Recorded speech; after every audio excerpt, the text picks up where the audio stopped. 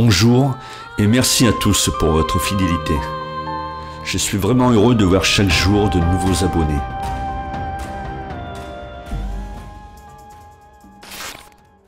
La nouvelle couverture du magazine The Economist est arrivée, dévoilant les événements à venir pour 2024 et les années suivantes. Pour ceux qui l'ignorent encore, ce magazine est possédé par des familles très influentes à l'échelle mondiale. Ce sont elles qui tracent notre destinée. Elles affectionnent la symbolique de cette couverture, signifiant aux initiés qu'elle demeure aux commandes, et rappelant à tous de ne pas oublier qui sont les maîtres. Certains codes demeurent encore indéchiffrables, mais j'ai néanmoins pu décrypter celui de la couverture de 2022, révélant la date du 15 janvier 2023. Cette date fait référence à la journée de l'armée indienne. Le Royaume-Uni a gouverné l'Inde pendant 200 ans, et les liens entre ces deux nations demeurent toujours très étroits. En géopolitique, l'Inde joue un rôle crucial. Les couvertures de 2022 et 2023 liées au nombre 666 ne se sont pas trompés quant aux années sombres que nous allions vivre. Mais qu'en est-il de l'année 2024 ? Un thème émerge, les élections. En 2024, la moitié de la population mondiale, dans les pays tels que la Russie, les États-Unis, la Belgique, l'Iran ou encore Taïwan, sera concernée. On pense particulièrement aux élections américaines, avec le probable retour de Donald Trump à la tête du pays. Nul doute qu'il y aura des tentatives pour l'écarter du jeu. Trump n'a jamais déclenché de guerre durant son mandat et il semble être le seul capable de trouver un accord de paix avec Poutine sur le conflit russo-ukrainien, entraînant potentiellement un apaisement dans d'autres zones de conflit. On sait que pour la population, ce sont surtout les questions économiques et sociales qui priment. C'est là une autre carte en faveur de l'ancien président. Cependant, il devra avant tout sortir vainqueur lors des primaires républicaines, qui se dérouleront du 15 janvier au 8 juin. Cela dit, une surprise pourrait bien survenir, et je pense notamment à Nikki Haley, une personnalité va-t-en-guerre qui pourrait bien faire les affaires de Zelensky. Rappelons-nous qu'à chaque élection présidentielle américaine, des surprises ont toujours eu lieu. En face de lui, du côté des démocrates, les puissants du parti ont choisi de ne prendre aucun risque en laissant Biden se représenter. Tout le monde sait que ce sont eux en coulisses qui gouvernent réellement le pays. Ils espèrent tous que le président tienne encore une année de plus et remporte un second mandat. Dans un tel scénario, ce serait probablement Kamala Harris, la vice-présidente des États-Unis, qui prendrait sa place en cas de pépin. A priori, nous devrions donc avoir une deuxième confrontation entre Trump et Biden. Mais tout peut changer à chaque instant. Le monde s'embrase de plus en plus rapidement. Mais avec toutes ces élections dans le monde et les risques de voir les votes s'orienter vers les extrêmes, l'année 2024 pourrait bien connaître une forme d'apaisement, du moins temporairement, le temps des urnes. Maintenant, je vais vous montrer ce qui me paraît être le point central de cette couverture. Ces cercles matérialisent la réalité, celle de deux mondes qui se sont unis. Ce cercle noir est donc le résultat d'une lutte de longue date, qui représente aujourd'hui la véritable gouvernance mondiale, celle de l'ombre, du monde obscur, de l'état profond, le fameux Deep State. Avec en tête de proue BlackRock, suivi par Vanguard, des puissances financières au-delà des États, sous la supervision des 13 familles richissimes, telles que les Rothschild, propriétaires du magazine, les Rockefeller, les Windsor, les Morgan, les Orsini, etc. Ils possèdent tout et peuvent faire plier n'importe quel pays. On dit même que BlackRock aurait un pouvoir de vie et de mort sur le Bitcoin, et qu'il aurait tout fait pour le contrôler, à la surprise de tous. On attribue à BlackRock la responsabilité de la flambée actuelle du Bitcoin. Mais en ce qui concerne cet actif, tout le monde ignore leurs réelles intentions. Les cercles de couleurs rouges et bleues illustrent l'illusion de deux mondes qui s'affrontent. Le gouvernement de l'ombre détient le pouvoir financier, mais n'a pas encore celui de nos âmes. Il cherche à nous maintenir dans l'illusion de deux mondes opposés, le bien et le mal, l'Occident et le reste du monde. En fin de compte, Leur objectif est de nous conduire vers une gouvernance mondiale qui se mettrait en place en prétendant agir selon la volonté des peuples. Les États continueront ainsi à se faire la guerre sous toutes ses formes, militaires et économiques, se regrouperont par blocs, tels que les États-Unis d'Amérique, l'Europe, l'Union africaine, l'OTAN, les BRICS, etc. Tous ces pays vont donc suivre les consignes de l'OMS, de l'ONU, du World Economic Forum, du groupe Bilderberg, des organisations financées par l'État profond, afin de provoquer à terme le chaos, ce grand reset qui nous plongera tous dans le nouveau monde. Il est plus aisé d'assembler des blocs pour former un gouvernement mondial avec un seul pouvoir que de le faire avec une multitude de pays indépendants. L'exemple de l'Europe illustre bien cette situation, où les pays ont perdu leur indépendance et se soumettent à une autorité non élue. Alors oui, le gouvernement mondial existe déjà, mais nos dirigeants vont tout faire pour nous persuader du contraire. Ces personnages politiques n'agissent que dans leurs propres intérêts, cherchant à s'enrichir personnellement et à accroître leur influence, motivés par la perspective d'une place dans ce pouvoir de l'ombre. L'État profond nous présente deux plaques tectoniques sur le point d'entrer en collision, à savoir l'OTAN et les BRICS. À mon avis, les États-Unis semblent feindre de contrer ces forces émergentes qui se regroupent. Mais tout devrait finalement s'organiser conformément aux plans établis. Et nous pourrions en payer le prix fort. Le magazine nous avait averti d'une forte inflation dès novembre 2021. Et son anticipation s'est avérée exacte. Aujourd'hui, il évoque une crise monétaire qui aura des répercussions sur l'ensemble de notre économie. Cette guerre des monnaies résultera de l'accroissement des BRICS, avec notamment l'entrée le 1er janvier 2024 de l'Iran, de l'Argentine, de l'Égypte, de l'Éthiopie, de l'Arabie Saoudite et des Émirats Arabes Unis. Le sablier est un rappel que certaines choses prennent du temps et nécessitent de la patience. Chaque grain de sable représente un moment précieux dans le temps. Le sablier nous indique que nous sommes à la fin d'un cycle de vie et que nous entrons dans une nouvelle ère.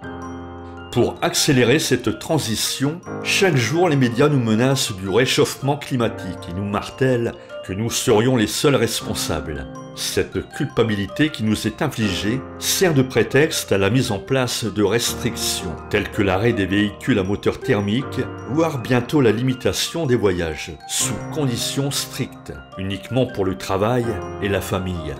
Bien entendu, tout cela servira d'excuse à la mise en place de nouvelles taxes et de nouveaux systèmes de contrôle de la population.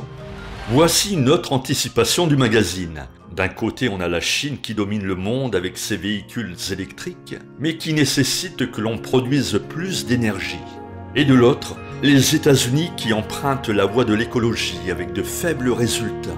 Pour imposer ce changement, les médias agitent la menace de catastrophes naturelles plus fréquentes et plus dévastatrices. Tous les conflits auxquels nous assistons aujourd'hui s'articulent autour des ressources pétrolières et gazières. Tout le monde veut s'accaparer les dernières terres exploitables. J'ai le sentiment qu'on nous cache réellement la fin proche du pétrole, plus proche qu'on ne l'imagine, d'où la folle course vers le tout électrique. C'est pourquoi le magazine pointe l'hémisphère sud comme l'Eldorado, la partie stratégique des prochaines années, avec des ressources naturelles indispensables qui seront plus valorisées que le pétrole, comme le lithium pour les batteries. Et c'est l'Australie et l'Amérique latine qui concentrent 80% de la production minière. Le monde aura également besoin de cobalt, de cuivre et de nickel, disponibles dans cette partie du sud et en Chine. Mais ce qui va irrémédiablement bouleverser notre civilisation, ce sont toutes ces nouvelles technologies qui se mettent en place dans nos vies, à une allure délirante. Je pense tout d'abord à l'intelligence artificielle. Le magazine nous la montre également avec les deux visions qui s'opposent, mais qui à terme serviront la même cause, celle du contrôle de la population.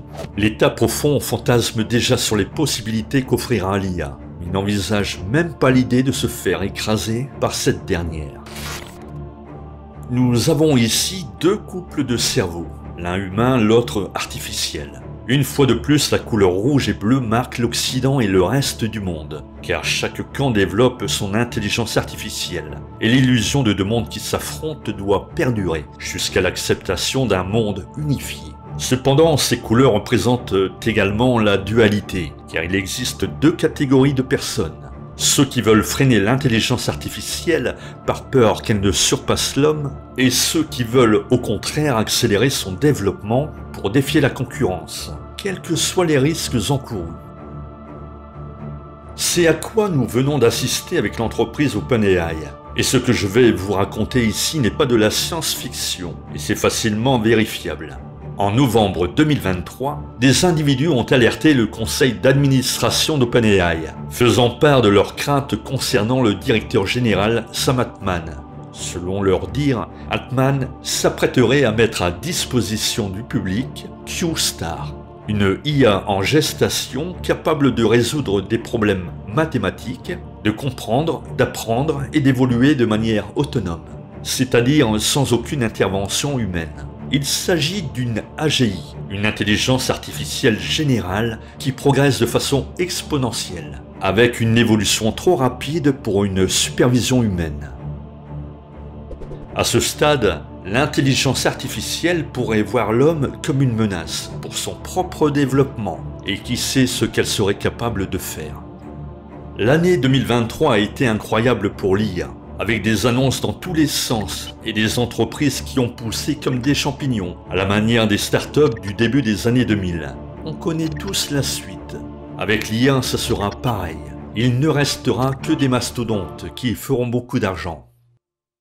Pour moi, 2023 a plutôt été une année de teasing, avec beaucoup de rêves et beaucoup de services bridés.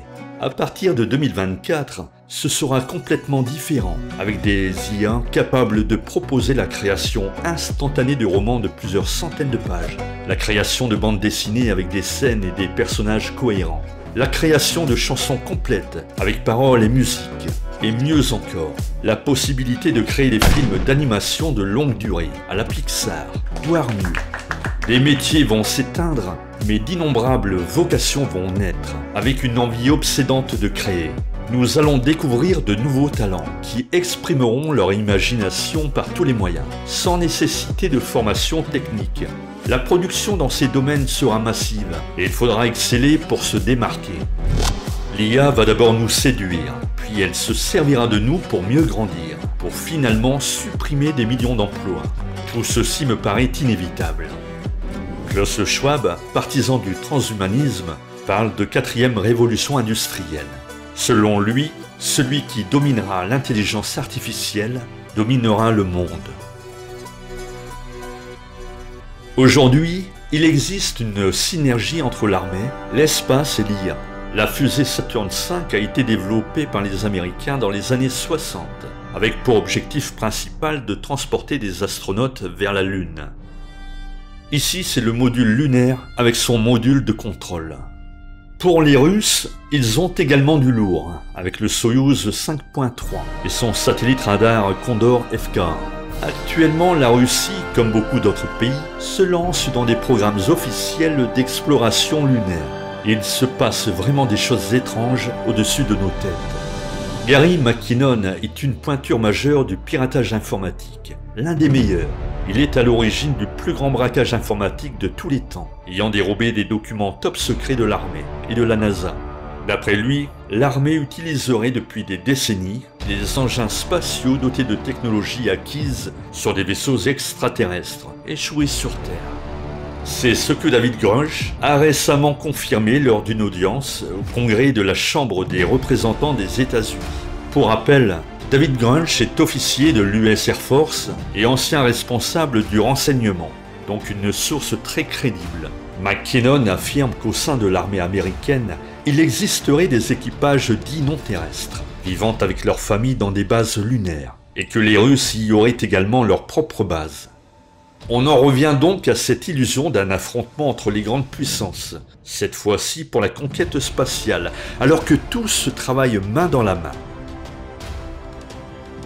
Je me souviens que lorsque Google avait organisé un concours, Pour récompenser de 20 millions de dollars l'équipe qui réussirait à fabriquer et poser un petit engin spatial sur la surface de la Lune, la NASA avait fermement interdit à quiconque de s'approcher à moins de 2 km de leur site lunaire, où est planté le drapeau américain. Et pour cause, c'est à cet endroit que serait établie l'une de leurs bases. Pour info, personne n'a remporté ce concours.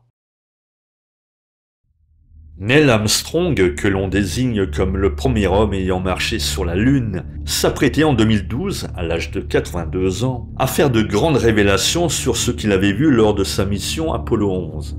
Il pensait ne plus rien craindre. Malheureusement, peu de temps après son désir de parler, il fut emmené à l'hôpital pour subir un pontage coronarien.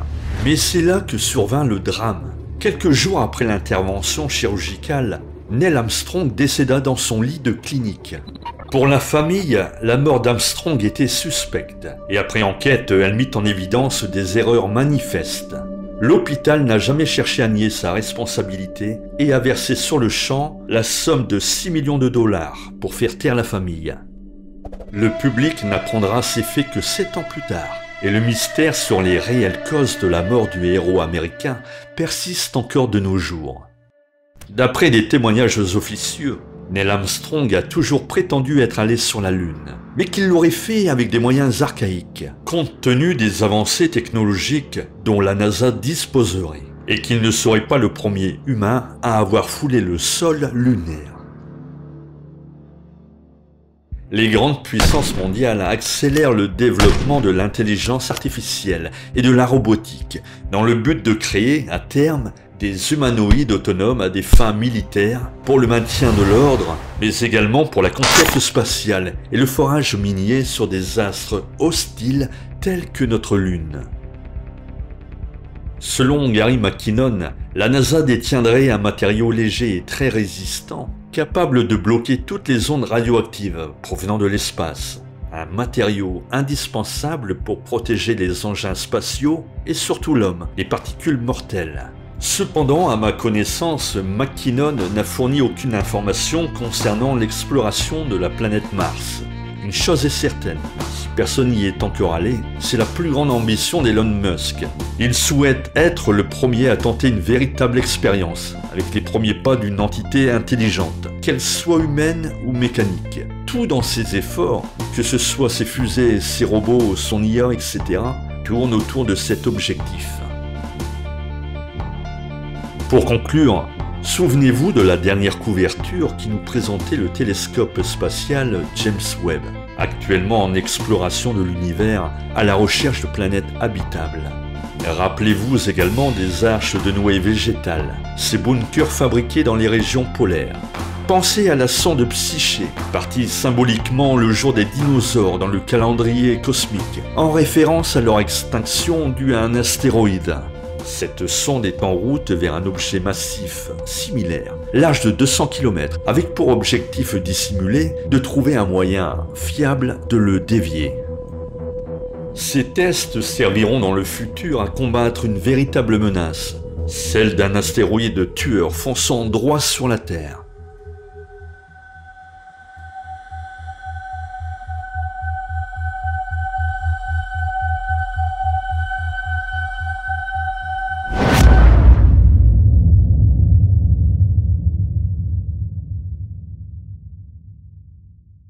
C'est ainsi que s'achève l'analyse de cette couverture, et j'espère que vous serez nombreux à vous abonner ici, car c'est un endroit qui nous relie, et c'est important pour la suite.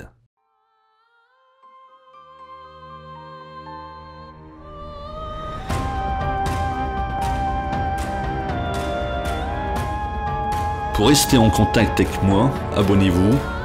N'hésitez pas à laisser en commentaire vos impressions, d'y apporter un complément d'information et de partager cette vidéo, car c'est le meilleur moyen de réveiller les consciences.